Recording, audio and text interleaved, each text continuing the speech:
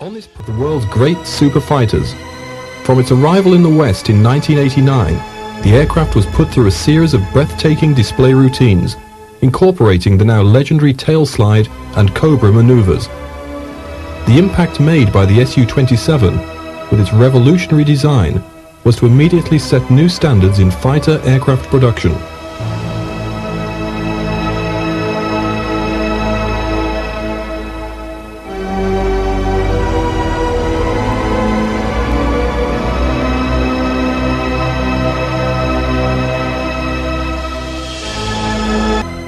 A couple of designers in Mikoyan who wanted to produce the best handling fighter wing that anybody had yet done.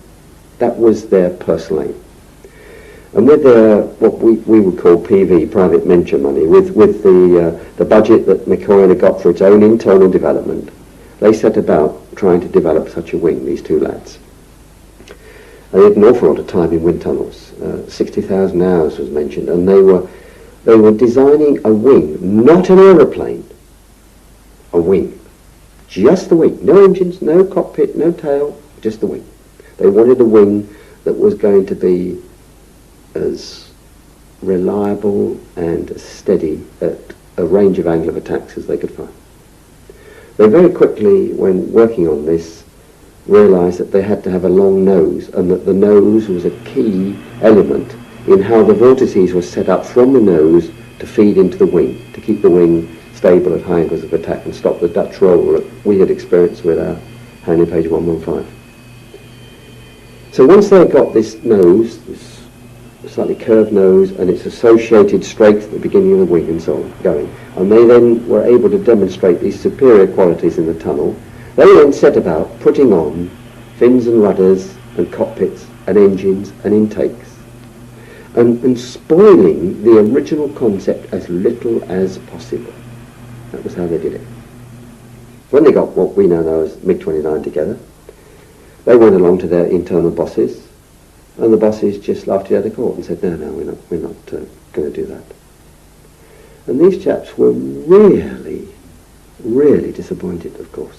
It's like any research group working inside a big organisation. They had not been able to sell their ideas, their revolutionary ideas, to perhaps the more conservative senior people in the company. And they left MiG. And they went to work for Sukhoi. And when they got to Sukhoi, they discussed these ideas there. And Sukhoi took a different view. They said, And so Sukhoi had a look at it themselves, and they thought it was excellent. So Sukhoi then set about designing what we now know as the Su-27. And this eventually finished up a model of this in the tunnels that were now shared. They were above all of the aircraft companies. Do you see what I mean? The aircraft companies had their own facilities, but in the end, the main Russian facilities were centralised and shared. And of course, as soon as this model started appearing in these central facilities, then of course Mikoyan realised what was going on. And there was this immediate decision taken that Sukhoi would continue with this design to do a big, heavy, long-range interceptor, and Mikoyan would take the same concept and would do the short, tactical range, multi-role version of it.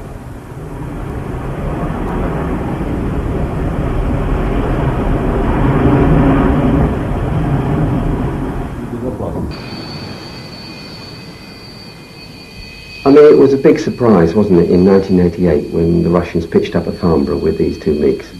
I mean, it was the first time in the West, we'd seen any of their military airplanes up close too. I mean, I guess the odd military attaché and semi-professional spy wandering around Russia had seen a few things, but the ordinary bulk of the guys, in the aircraft industry in the West had not seen these things. Come Paris the following year, they not only bought a couple of MiGs, they the Russians, but of course Sukhoi turned up with Su-27. And I shall never forget watching his first display at Paris.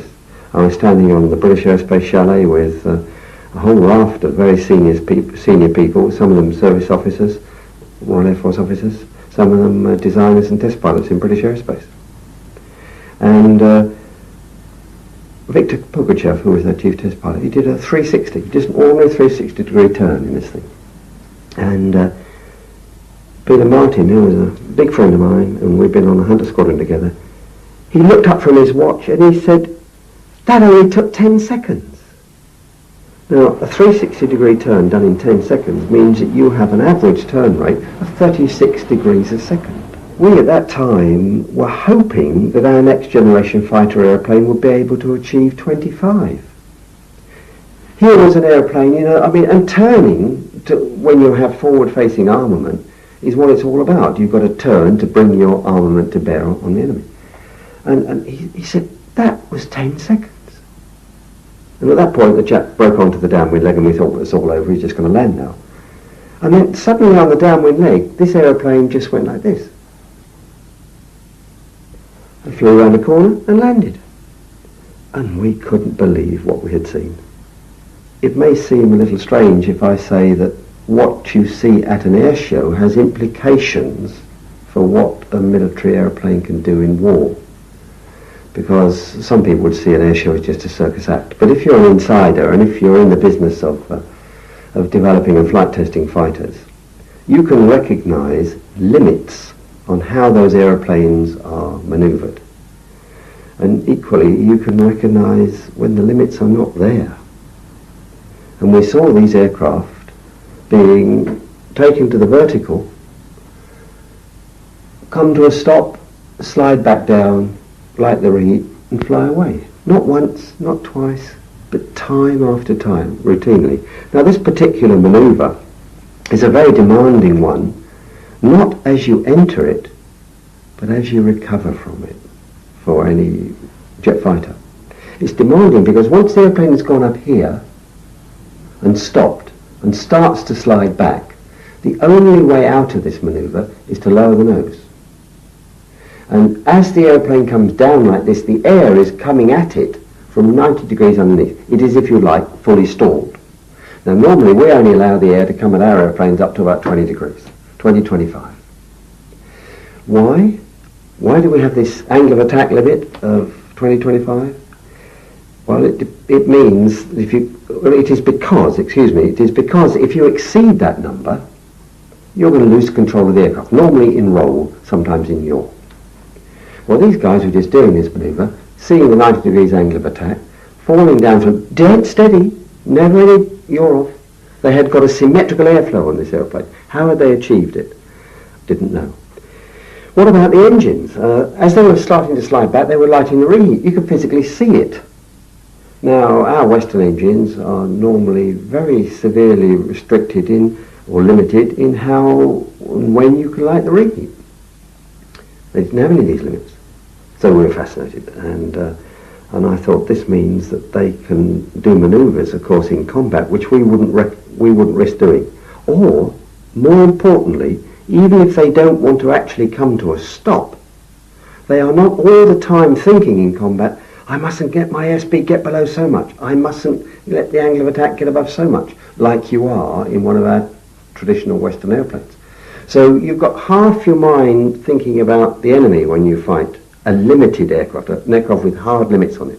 You've got half your mind thinking about what the enemy is doing, and half the mind thinking about what I must not do with my aeroplane from an aerodynamic point of view. That is not such a relaxed situation, of course, as sitting there thinking, well, I can do anything that is necessary in my attempt to follow this guy or to chase after him. So it blew our minds what they had achieved.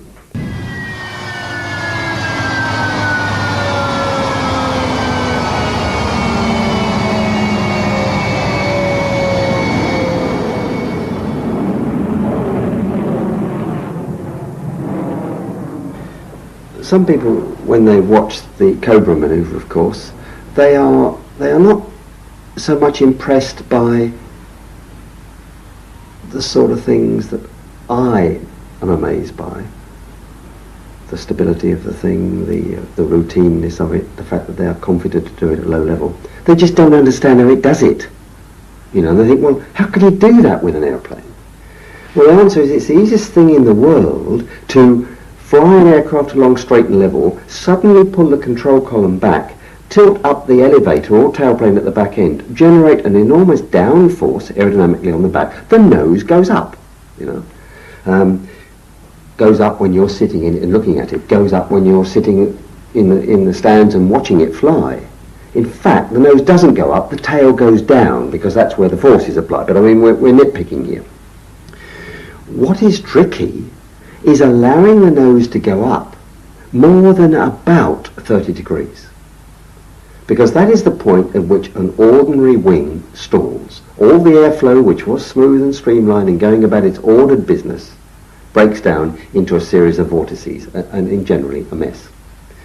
If you persist in that, and you could do with any airplane, you could persist with a Harrier, you could persist with the Tornado, an F-15, anything like. If you persist, you will now generate asymmetric disturbances. Your aeroplane will no longer remain symmetric, because the flow has broken down into a load of disorganized rubbish. And inevitably, that means that the nose will move to one side and the wing will roll down. This means that you finish up with more lift on one side than the other, and the aircraft goes out of control. The trick with entering the Cobra is to have an aeroplane which, despite this very high angle of attack, remains totally symmetric left and right with its airflow pattern.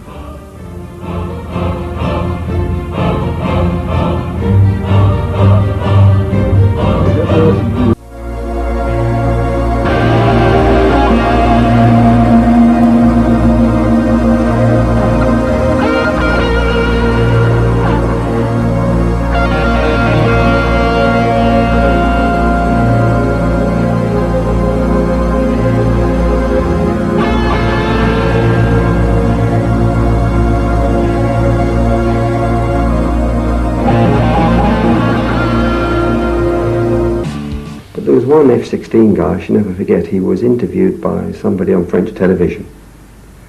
And this chap was in a state of mild shock, having seen this manoeuvre done. And he was an honest guy as well.